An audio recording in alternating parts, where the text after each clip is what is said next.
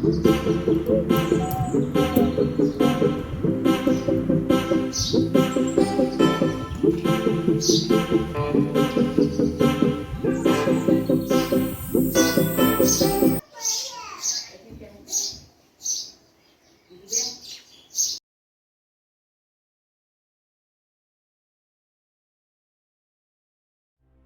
Morning everyone, welcome back to my channel Anuj blog. আশা করি তোমরা সবাই খুব ভালো আছো। অনুজ ব্লগে তোমাদের অনেক অনেক ওয়েলকাম আর অনেক অনেক ভালোবাসা। আর যে যেখান থেকে আমার ভিডিওটা দেখছো, বড়দের প্রণাম আর ছোটোদের অনেক অনেক ভালোবাসা জানিয়ে আজকের ভিডিওটা আমি স্টার্ট করছি। আর ভিডিওর টাইটেল আর থাম্বনেল দেখে অবশ্য তোমরা বুঝে গেছো যে আজকের ভিডিওটার টপিক কী নিয়ে। তো চলুন ভিডিওটা শুরু করা যাক। আর এখন সকাল ওই 6:30 মতো বাজে ঘড়িতে। আজকে ও একটু ঘুম থেকে দেরি করেই উঠেছে। আগের দিন রাত্রে সারা রাত ধরে বৃষ্টি হয়েছে আর ওয়েদারটা খুব ঠান্ডা, সেই জন্য ও একটু দেরি করেই ঘুম থেকে উঠেছে। আর এর ফাঁকে আমার বাসি কাজকর্মগুলো সব হয়ে গেছে।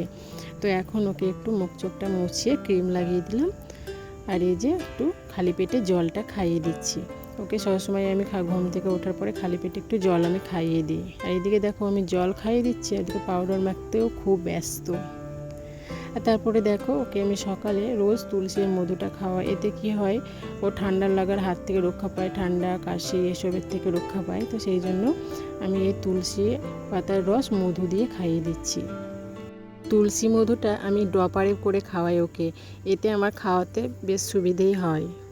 আর সকালে ঘুম থেকে যখন ও উঠলো, বেশ ওয়েদারটা ঠান্ডাই ছিল, কিন্তু এখন এতটা গরম যে ওর যে গেঞ্জিটা ওকে পরিয়ে দিয়েছিলাম সেটাও আমি খুলে রেখে দিয়েছি। তো এরপরে দেখো আমি রান্নাঘরে চলে এসেছি। আর ওকে আমি সকালে সেরিল্যাক্স খাওয়াই, তো সেটা আমি বানিয়ে নিচ্ছি। এখন ওকে আমি এই সেরিল্যাক্সটাই খাওয়াবো। আর আমি ঠিক 1 চামচ মতো নিয়েছি। ও 1 চামচের বেশি নিলেই ও নষ্ট করে, সেই জন্য 1 চামচ মতো নিয়েছি। আর এই যে ওকে সেরিল্যাক্সটা খাইয়ে দেওয়ার পর আমি চলে এসেছি রান্নাঘরে। আর আমার ঘরে যে সবজিগুলো ছিল, আলু, কুমড়ো, পটল, পেঁপে আর নিয়েছি মুগের ডাল, তো এগুলো দিয়ে আজকে আমি খিচুড়ি বানাবো। আমার ঘরে যে সবজিগুলো থাকে সেই সবজিগুলো দিয়েই ওকে আমি খিচুড়ি বানিয়ে খাওয়াই। ঠিক 9টা কি 9:30টার দিকে ওকে আমি খিচুড়ি বানিয়ে খাইয়ে দিই। আর এই যে দেখো আমার খিচুড়িটা হয়ে গেছে। একটা হাফ বয়েল ডিম সিদ্ধ করে নিয়েছি আর খিচুড়ি। আর গাজরটা না আমার মনেই ছিল না গাজরটা ফ্রিজে আছে, তো 2টো সিটি দেওয়ার পরে আমি গাজরটা দিয়েছি। আর এই যে দেখো ওকে মা নিয়ে নিয়ে খাওয়াচ্ছে। ওকে না বসিয়ে খাওয়ানো যায় না, মানে ও খেতে চায় না, সেই জন্য ওকে পশু পাখি মানে মুরগি, হাঁস, পাখি এইসব দেখিয়ে ওকে খাওয়াতে হয়। আর এই যে ওর হাতে একটা বল দিয়েছে মা, আর বলটা নিয়ে খেলা করছে বলে কিন্তু ও খাচ্ছে, নইলে ওকে খাওয়াতে না ভীষণ কষ্ট, কিছুতেই খেতে চায় না। আর ওই যে দেখো ওর পাপা ওখানে বসে কলা খাচ্ছিল, তো মায়ের দিকে খিচুড়ি খাওয়াচ্ছে, ওর পাপা কী করলো, ওকে একটু কলা খাইয়ে দিল। কী আর বলবো। তো যাই হোক, দেখো এখন বল নিয়ে খেলা করছে আর মা ওকে খিচুড়িটা খাইয়ে দিচ্ছে।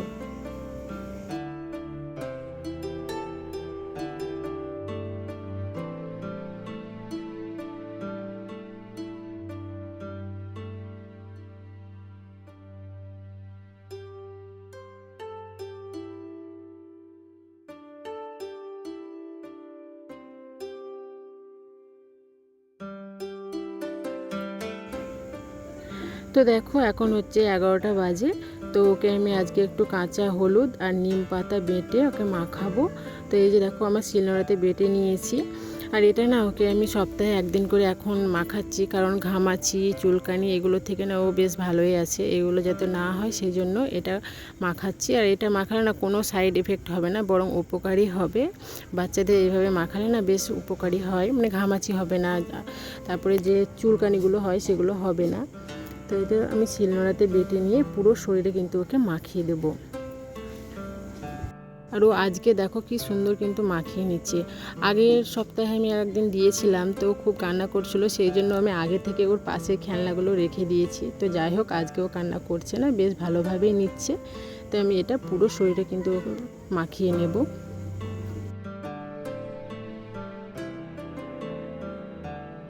এই যে দেখো আমি পুরো শরীরে মাখিয়ে নিয়েছি, কপাল, গাল কিচ্ছু বাদ দিইনি, পুরো শরীরেই মাখিয়ে নিয়েছি।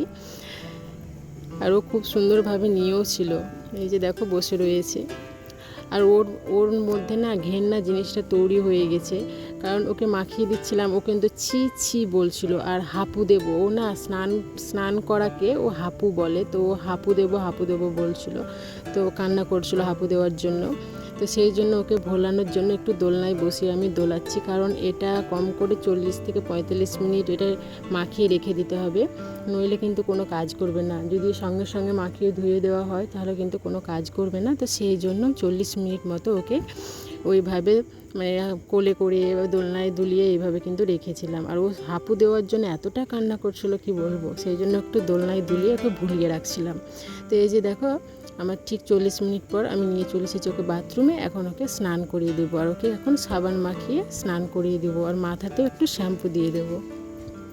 আর এই যে দেখো ও জল পেয়ে কতটা আনন্দ, দেখো প্রতিটা বাচ্চার কিন্তু জলে প্রচণ্ড লোভ, জল পেয়ে যে ওরা কী আনন্দ হয়। আর এই যে দেখো ওর স্নান হয়ে গেছে, ওকে একটু মানে আমরা বাচ্চাদের যে ক্রিমগুলো ইউজ করি, মুখে ফ্রেশ ক্রিম, তারপরে পুরো শরীরে বডি লোশন, সেগুলো আমি মাখিয়ে নেব। আর এদিকে দেখো আমার মেয়ের কাণ্ড দেখো, পাউডারটাও খাচ্ছে, আর খুব দুষ্টু কি বলবো। আর ও এত পরিমাণ ঘামে যে কী বলবো, ওকে আমি সারাটা দিনে 4 থেকে 5 বার কি তারও বেশি হয়ে যায় পাউডার সবসময় ওকে মাখিয়ে দিই, কারণ প্রচণ্ড পরিমাণে ও ঘামে। আর যখনই আমি পাউডার মাখিয়ে দিই আর ও এইভাবে পাউডারগুলোকে নিয়ে খুব নষ্ট করে। আর এই যে দেখো ওকে এখন আমি পাউডারে ভর্তি করে দেবো পুরো।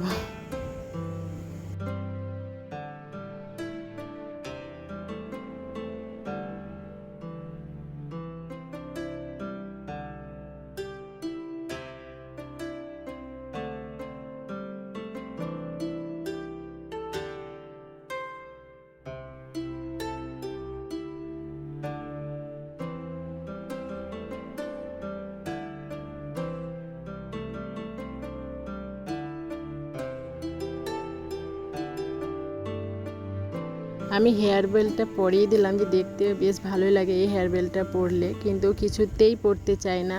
কম করে বলবো না, ওর অনেকগুলো হেয়ার বেল্ট রয়েছে, মা দিয়েছে, ওর পিসি দিয়েছে, ওর পিসি 3টে পিসি আছে, তো পিসি দিয়েছে, অনেক হেয়ার বেল্ট আছে, কিন্তু কিছুতেই ও পরতে চায় না।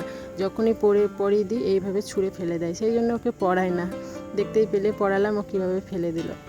তো এরপরে দেখো দুপুরে রান্না নিয়ে চলে এসেছি, আমাদের রান্না হয়ে গেছে। এখন ওর জন্য একটু মাছের পাতলা ঝোল করব। তো প্রথমেই দেখো তোমরা দেখতেই পেলে কড়াইয়ে সর্ষের তেল দিয়েছি, ওতে কালো জিরে আর অল্প মতো পেঁয়াজ কুচি দিয়েছি, আর পেঁপে সিদ্ধ করতে দিয়েছিলাম, পেঁপে আলু, সেটা আমি তেলের মধ্যে দিয়ে একটু কষিয়ে নিলাম, আর একটু সামান্য মতো জিরে গুঁড়ো দিয়েছি, দিয়ে কষিয়ে এটা জলটা দিয়ে দিলাম। এবার মাছটা এর মধ্যে দিয়ে দেব। বেশ পাতলা করে আমি ঝোলটা বানাই ওর জন্যে। আর যখন আমি মাছের ঝোল বানাই ওই পেঁপে আর আলু দিয়েই ঝোলটা বানাই। তো আজকে এই যে কাতলা মাছের পেটিটা দিয়েই ওর ঝোলটা বানালাম। আর এই যে দেখো ঝোলটা বানানো হয়ে গেছে, আর ওকে এটা মাখিয়ে ভাত দেবো। আর এই যে দেখো ভাত আর মাছের ঝোলটা নিয়েছি, আর নিয়েছি একটু শাক। আর এই শাকটা আমাদের জমির শাক, মানে অনেক রকমের শাক, 5-6 রকমের শাক, সেটা দিয়ে ওকে ভাতটা আমি খাইয়ে দিয়েছি। আর খাইয়ে দেওয়ার পর এই যে দেখো ও এখন ঘুমিয়ে গেছে। রোজ এই দুপুরে ভাতটা খেয়েই ঘুমিয়ে যায়। আর তোমাদের যে শাকের কথাটা বললাম না, শাকটা হচ্ছে 5-6 রকমের শাক কেন বললাম, কারণ ওটা জমিতে মানে অনেক রকমের শাক রয়েছে, তো সব শাকগুলো নিয়েই মা রান্না করেছেন। কলমি শাক, রাধাপূর্ণের শাক, আরও অনেক রকমের শাক, আমি নাম জানি না। তো যাই হোক, ও এখন দেখো ঘুম থেকে উঠে পড়েছে, আর ওকে আমি এই আম আর একটু পেয়ারা দিয়েছি। আমার ঘরে যেদিন যেমন ফল থাকে ওকে সেদিন তেমনই আমি ফল দিই। আর এই যে দেখো ওর মুখের বিকৃতিটা দেখো, ঘুম থেকে উঠেছে, ঘুম থেকে উঠে না দেখবে আমাদেরও ঘুম থেকে উঠে মুখে একটা স্বাদ থাকে না, মানে মুখটা একটু অন্যরকম থাকে। তার মধ্যে আমি ওকে পেয়ারা দিয়েছি, আর পেয়ারাটা খেয়ে মুখটা কীরকম করলো। আমি যদি ওকে খাইয়ে দিই তো কিছুতেই খেতে চায় না, সেই জন্য ওকে দিয়েছি, ও নিজে হাতেই তুলে তুলে খাচ্ছে। আর ও এভাবে নিজে হাতে তুলে তুলেই খায়, আমি খাইয়ে দিই না, কারণ ওই যে খেতে চায় না সেই জন্য। আর ও ফলের মধ্যে কলাটা, আপেল আর পেয়ারা এই 3টেই খেতে ভীষণ ভালোবাসে। আর এই যে দেখো প্রথমে কিন্তু পেয়ারাটা তুলেই খেয়েছে, আর এই যে দেখো এখন আমগুলো খাচ্ছে।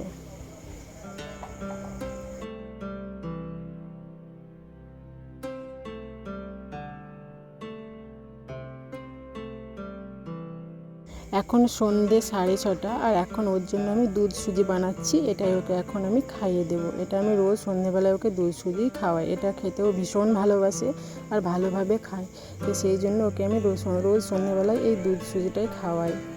তো ওটা এখন ওকে খাইয়ে দেবো। এরপরে দেখো ওকে খাওয়ানো হয়ে গেছে আর ওকে একটু বিছানার উপরে এই যে ওর একটা বই আর স্লেট পেন্সিল নিয়ে বসেছি। একটু ওই খেলাধুলো করছিলাম। ও তো এখন পড়তে পারে না, এসব কিছুই জানে না। এই ছবিগুলো আঁকাআঁকি করছিলাম। কিন্তু কি বলো তো, ওকে যখন আমি একটা আম বা আপেল আঁকি ও কিন্তু বলতে পারে। আর এই যে পাখিটা আঁকছি ও কিন্তু এটাও বলতে পেরেছিল। ও বলছিল যে হাঁস বলছিল, আমি পাখি এঁকেছি আর ও হাঁস বলছিল। পাখি, তারপরে হনুমান, হাঁস, আপেল, আম, কলা এগুলো না ও জেনে গেছে। আজকে হয়তো আমি দেখাতে পারছি না, অন্য একটা ব্লগে আমি দেখাবো। আজকের মতো আমি এখানেই বিদায় নিচ্ছি, আর ভিডিওটা বাড়াবো না, নইলে অনেকটা বড় হয়ে যাবে, তোমাদেরও দেখতে ভালো লাগবে না। তো তোমরা সবাই খুব খুব ভালো থেকো, সবাইকে খুব ভালো রেখো। আর হ্যাঁ, আমার এই ছোট্ট ভিডিওটি যদি তোমাদের ভালো লাগে তো অবশ্যই একটি লাইক আর কমেন্ট করো। তোমাদের এই কমেন্টগুলো আমার আরও নতুন নতুন ভিডিও বানাতে উৎসাহ দেয়, খুব ভালো লাগে। আর প্লিজ আমাকে একটু সাপোর্ট করো, আমি একদমই নতুন, প্লিজ আমাকে একটু সাপোর্ট করো তোমরা। তোমাদের সাপোর্ট আমার একান্তই প্রয়োজন। তোমরা যদি সাপোর্ট না করো তাহলে আমি একটুও এগোতে পারবো না। তো তোমরা একটু আমাকে সাপোর্ট করো। ভিডিওর মধ্যে যদি আমি কোনো ভুলভ্রান্তি বলে ফেলি বা তোমাদের মনে হয় তো প্লিজ আমাকে ছোটো বোন বা দিদি হিসেবে ক্ষমা করে দিও। আর এখানে আমি আজকে ভিডিওটা শেষ করলাম। তো সবাই